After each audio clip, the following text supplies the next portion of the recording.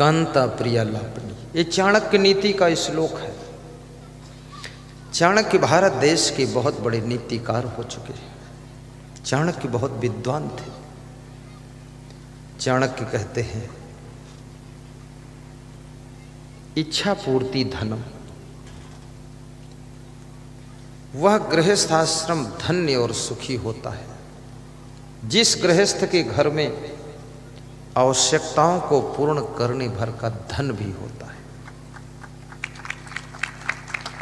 जो घर निर्धन नहीं है, इसलिए मैं निवेदन करूंगा, निर्धन मत रहो, धनवान बनो। और धनवान बनने का फार्मूला आज आपको बता देता हूं। बहुत सरलता से धनवान हो जाओगे। 24 घंटे से ज्यादा समय किसी को मिला नहीं है। अपने घंटों का सदुपयोग करो, मिनट का सदुपयोग करो। व्यर्थ में आपका मिनट भी नहीं जाना चाहिए, कोई घंटा भी निरर्थक नहीं बीतना चाहिए। Importance of the 1 minute in life, आपकी जिंदगी में 1 मिनट का भी बहुत बड़ा महत्व है। इसलिए समय के महत्व को समझोगे तो थोड़े समय में ही धनवान भी बनोगे आप। कहीं पान ठेला पर खड़े गप्पा मार रहे हैं, 3-3 घंटे ताश खेल रहे हैं, कहीं पिकनिक मनाने जा रहे हैं, कहीं दारू की भट्टी पर खड़े खुद ही भट्ठा बने जा रहे हैं, शराब पीकर 6-6 घंटे बेहोश नशे में पड़े हुए। आपकी उन्नति रुक जाएगी, विकास रुकेगा। सबसे पहले समय का सदुपयोग करो। नंबर 2, अपने इस शरीर का सदुपयोग करो। ये शरीर आपको मुफ्त मिला है, माता पिता के सहयोग से मिला है, पूर्व जन्म के कर्मों के प्रभाव से, पुण्य के प्रभाव से आपको मनुष्य का शरीर मिला है। इस शरीर का सदुपयोग करो। इसमें जितनी शक्ति है, कैपेसिटी है, सब यूज कीजिए और मिसयूज मत कीजिए, सही दिशा में यूज कीजिए।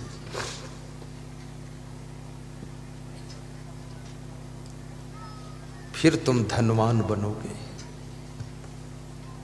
अपनी बुद्धि का भी सदुपयोग कीजिए, वाणी का सदुपयोग कीजिए और सुंदर स्वभाव बनाइए। स्वभाव बनाने में पैसे तो नहीं खर्च होते हैं, लेकिन सुंदर स्वभाव के प्रभाव से पैसे जरूर आते हैं। इसलिए सुंदर स्वभाव बनाइए, पवित्र चरित्र बनाइए। चरित्र को पवित्र करने के लिए कोई पैसे नहीं खर्च होते हैं, लेकिन जिनका चरित्र पवित्र है वे किसी भी फील्ड में एंट्री होते हैं तो वहां उच्च शिखर पर पहुंचते हैं। इसलिए चरित्र को भी अच्छा बनाइए और व्यवहार साफ सुथरा रखिए। किसी का पैसा लो तो उसको वापस दो, ठग मत बनो। ठग जाने ठग ही की भाषा। अभी पिछले गांव में मैं प्रवचन कर रहा था तो एक पूर्व विधायक का हमने नाम लिया, आया था वो, तो बाद को लोगों ने कहा कल इसका नाम मत लेना। तो हमने कहा क्यों?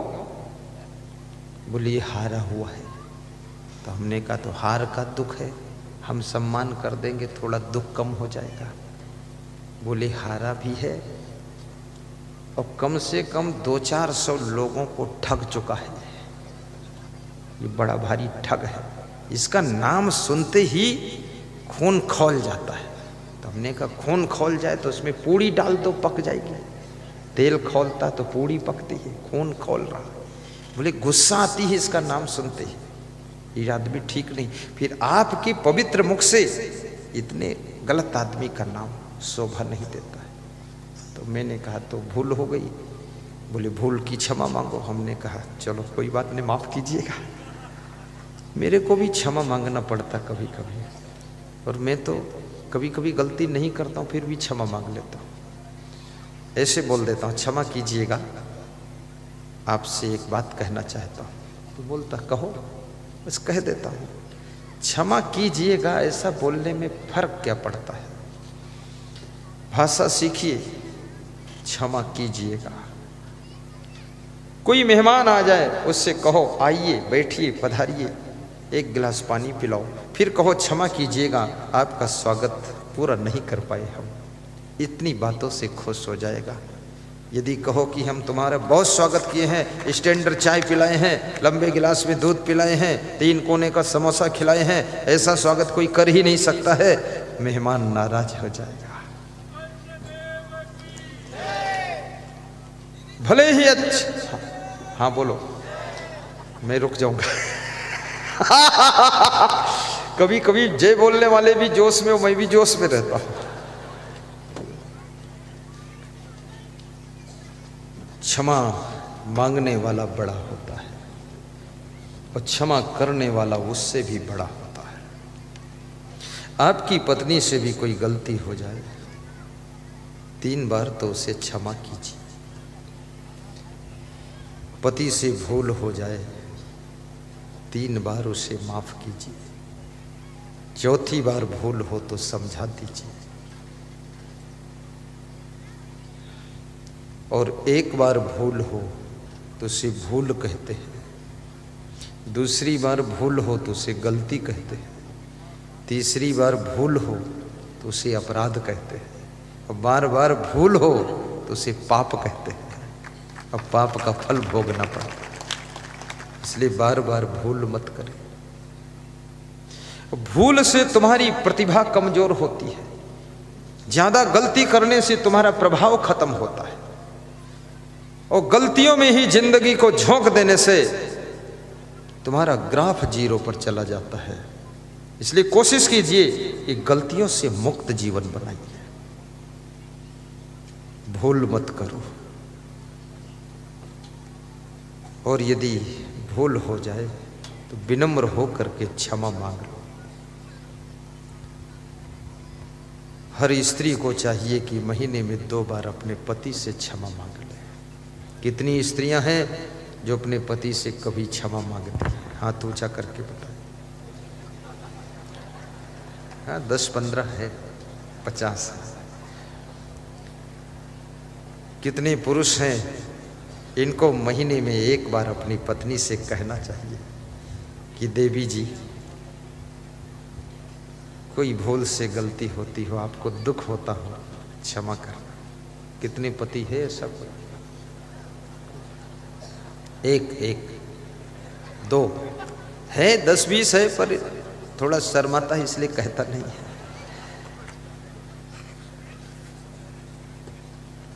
खैर, अपने माता पिता सास ससुर से तो क्षमा मांग ही लिया करो। और ये भी निवेदन करूंगा कि पुत्र को चाहिए कि अपने माता पिता से महीने में 1 बार क्षमा मांग ले। शिष्य का धर्म है गुरु से कभी कभी क्षमा मांगे कि गुरुदेव, जाने अनजाने में भूल होती हो, माफ कीजिए। क्षमा मांगना बहुत कठिन है, क्योंकि क्षमा जब तुम मांगने के लिए तैयार होते हो, अहंकार तुमको रोकता है क्षमा मांगने से। यह अभिमान क्षमा मांगने से ब्रेक लगाता है कि क्षमा नहीं मांगना है। लेकिन याद रखना, क्षमा करना भी कठिन है, क्योंकि क्षमा वही कर सकता है जो अपने भीतर क्रोध की आग को बुझा सकता है। अन्यथा गलती करने वाले पर क्रोध आता है, गुस्सा आती है कि इसको पीटूं, ठोकूं, कुछ कहूं, गाली दूं। लेकिन क्षमा वही कर पाता है जो अपने क्रोध की अग्नि को बुझा देता है और करुणा से अपने को भर लेता है, फिर वह क्षमा कर देता है। और क्षमा शब्द बड़ा महत्वपूर्ण है। धृति क्षमा दमो अस्तेयम शौचम इंद्रिय निग्रह धी विद्या सत्यम अक्रोधो 10कम धर्म लक्षणम। मनुस्मृति में मनु जी ने कहा है कि धर्म के 10 लक्षण होते हैं, जिसमें से क्षमा भी एक लक्षण है धर्म का।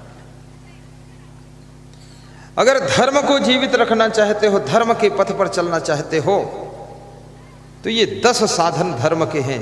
नंबर 1 धृति, धैर्य रखिए, धैर्य को टूटने मत दो। धृति क्षमा, और क्षमा भी पालन करो। दमो अस्तेयम, और इंद्रियों को बस में रखो। अस्तेयम, चोरी ना करना भी धर्म है। शौचम, पवित्र रहना, स्वच्छ रहना। अभी भारत सरकार भी स्वच्छता अभियान चला रही है। एक कदम स्वच्छता की ओर तो बाकी कदम गंदगी की ओर, सभी कदम स्वच्छता की ओर। और स्वच्छ भारत, सुंदर भारत, सफल भारत, सौभाग्यशाली भारत। भारत देश में बहुत बदलाव आया है। आज के 10 साल 20 साल पहले जो भारत देश था अब नहीं। यहाँ के लोगों की चेतना जागृत हो चुकी है।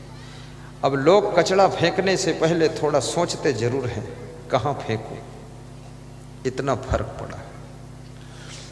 और शौचम यानी पवित्रता धर्म की जान है। और जिसके घर में पवित्रता रहती है उसके घर में लक्ष्मी निवास करती है।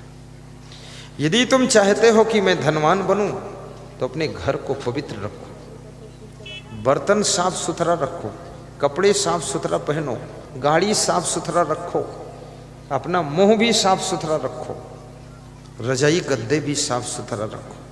कितने लोगों की घरों की रजाई में इतना मैल लगा हुआ है, उस रजाई को ओढ़ो तो 10 साल पुराने मैल की बदबू आती है। रजाई पर कब्र चढ़ा कर रखो, क्योंकि रजाई रुई की है, धोई नहीं जा सकती, कब्र को धोया जा सकता है। अपने दांतों को भी साफ रखो। ये जर्दा, पुड़िया, पान, तमाकू मत खाओ, ये भी खाना बंद करो। मध्य प्रदेश में एक जिला है जिसका नाम है हरदा। वहाँ लोग खूब खाते हैं जर्दा। हरदा में ये जर्दा खाने से दांत खराब होते हैं, आंत खराब होती है। तंबाकू भी मत खाइए। तंबाकू जो खाते हैं तिनके गिरते दांत, पाचन क्रिया बिगड़ती, सड़ जाती है आंत, सड़ जाती है आंत की थू थू थूकत बंदा। और जहाँ बैठे तहाँ गंदा, घर आंगन दीवाल जहाँ बैठे तहाँ गंदा। थोड़े में कह दिया दोष ज्यादा क्या आंकू, और जल्दी दीजिए छोड़ यार खानी तंबाकू, खानी तंबाकू मत खाना। बचपन में तुम कोई तंबाकू नहीं खाते थे, मांस मछली अंडा नशा शराब कुछ नहीं लेते थे, पुड़िया बीड़ी सिगरेट नहीं लेते थे।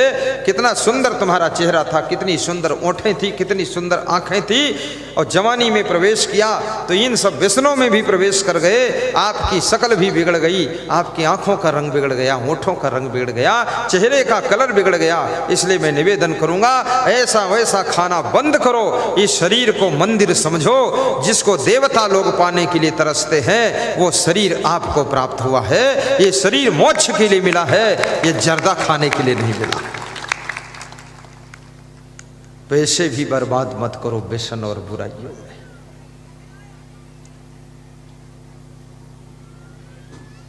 ये जन्म तुझे अनमोल मिला, बर्बाद न कर, बर्बाद न कर। करने को भजन, तजने को अमल, उत्पात न कर, उत्पात न कर। बर्बाद न कर, बर्बाद न कर। निवेदन है ये जीवन पुनर्वित्तम पुनर्मित्रम पुनर्भार्या पुनर्मही, एतत् सर्वम पुनर्लभ्यम ना शरीरम पुनः पुनः। ये मनुष्य का जीवन बारंबार नहीं मिलता है। नीतिकार कहता है कि धन खो जाए फिर मिल जाता है, मित्र खो जाए तो दूसरे मित्र मिल जाते हैं, और यदि पत्नी रूठ जाए तो वो भी मनाने से मान जाती, फिर आ जाती है। और यदि आपकी जमीन कोई बेईमानी कर ले तो दूसरी जमीन भी खरीदी जा सकती है, परंतु न शरीरम पुनः पुनः, ये मनुष्य का शरीर बारंबार नहीं मिलता है। इस मनुष्य शरीर को संभाल कर रखना, बड़े भाग्य मानुष तन पावा, सुर दुर्लभ सदग्रंथन गावा।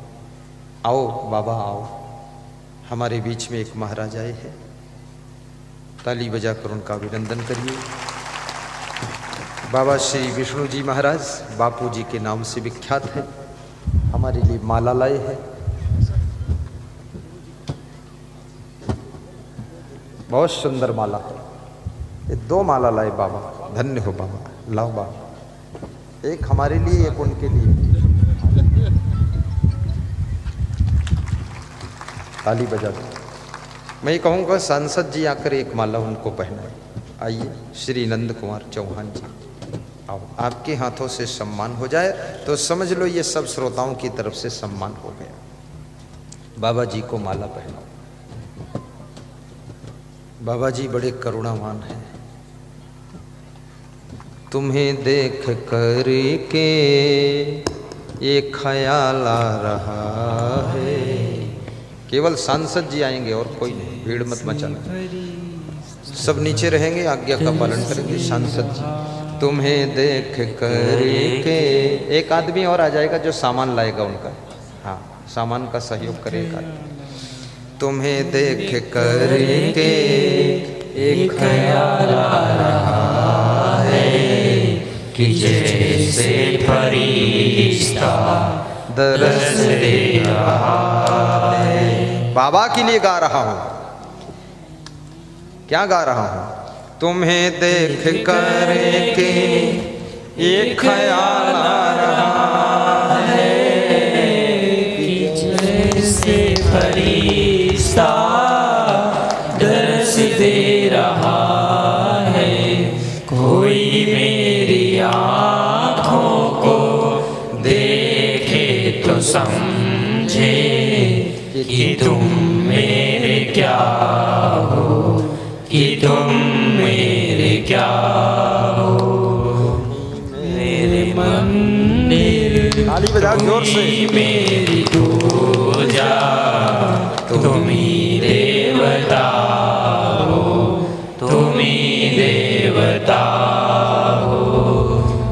न जानू मैं भक्ति, न जानू मैं पूजा, सिवा तेरे सद्गुरु नहीं और दूजा। नसीबों के मेरे रचैया तुम ही हो, जीवन की नैया की खेवैया तुम ही हो। तुम ही राम मेरे कन्हैया तुम ही हो, जीवन की नैया की खेवैया तुम ही हो। बोलिए सद्गुरु भगवान की जय। जिन बाबा का मैं नाम ले रहा था, विष्णु बाबा जी, परम पूज्य श्री विष्णु जी महाराज, जिनको बापू जी के नाम से जानते हैं, जिनका हम सब इंतजार कर रहे थे, वे व्यास गादी पर सुशोभित हो रहे हैं। सांसद जी ने उनको माला पहनाकर सम्मान किया है, आशीर्वाद लिया है। ताली बजा दो। और सांसद जी ने एक माला मुझे भी पहनाया है, और एक शाल दिया है, एक श्रीफल दिया है, और एक माला मैंने भी उनको पहना दिया है, आशीर्वाद दे दिया है। बाबा जी ने भी, बापू जी ने भी एक माला हमें पहनाया, तो मैंने भी एक माला उनको पहनाया। और बाबा जी थोड़ा मुस्कराए तो मैं ज़्यादा मुस्करा दिया।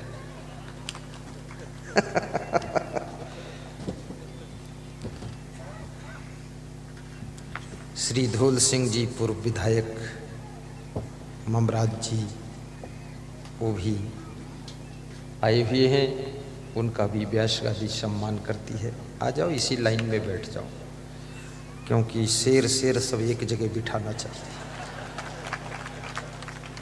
आ जाओ, जय हो जय हो, आ जाओ आ जाओ। वाह वाह। कोई पहना हुआ माला मुझे मत पहनाना, जो माला पहना जा चुका है उसे गुरु जी को अब मत पहनाना, ये नियम होता है। ताज़ा माला पहनाना।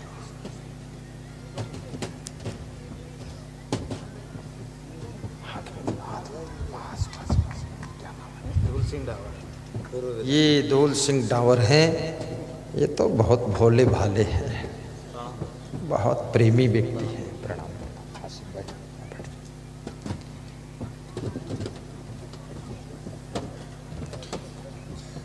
बोलिए सद्गुरु भगवान की। ध्यान एकाग्र करना।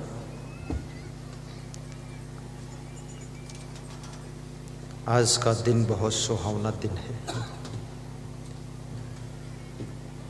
हमारे बीच में एक बहन जी, इधर आ जाओ।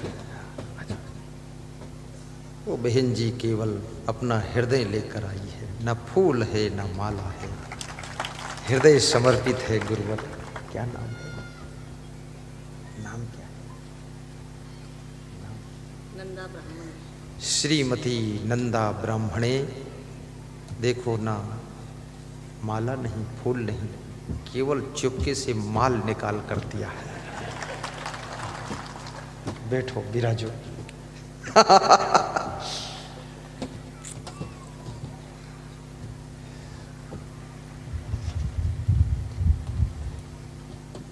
शानंदम सदनम सुता सुधिया कांता प्रिया लापनी, इच्छा पूर्ति धनम सोयोषित रति स्वाज्ञा परा सेवका। चाणक्य कहते हैं, जिसके घर में जो पुरुष है वो अपनी पत्नी से पूर्ण प्रेम करता है, वह गृहस्थ आश्रम धन्य हो जाता है और सुखद रहता है। जिस घर के पति लोग यत्र तत्र चंचलता करते हैं, वह घर दुख से भर जाता है और वहाँ शांति नहीं रहती है। याद रखना, जिसको आपने धर्म पत्नी माना है, उसके साथ में बड़ी श्रद्धा के साथ, प्रेम के साथ आप अपना भाव रखना। एक पत्नी व्रत का पालन करना, एक पति व्रत का पालन करना। जैसे हाथी के पांव में सबके पांव समा जाते हैं, ऐसे एक गृहस्थ आश्रम का सबसे पवित्र व्रत है एक पत्नी व्रत, एक पति व्रत। इस व्रत में दुनिया के सभी व्रत समा जाते हैं और सब तीर्थों का पुण्य भी इसमें समाया रहता है। इसलिए इस व्रत का भी पालन करना। सो योषित रति स्वाज्ञा परा सेवका। और जिस घर के कार्यकर्ता घर मालिक की आज्ञा का पालन करते हैं, वह घर स्वर्ग होता है। जिस घर में इशारे से काम करने के लिए सब तैयार रहते हैं, उस गृहस्थ आश्रम को चाणक्य ने धन्य कहा है। आतिथ्यम प्रतिदिनम मिष्ठान्न पानम शिव पूजनम गृहे। और जिसके घर में अतिथि का सत्कार होता है, अतिथि देवो भव। हमारे देश के अंदर श्वेतोत्तर उपनिषद आपने पढ़ा हो, उसमें एक मंत्र लिखा हुआ है।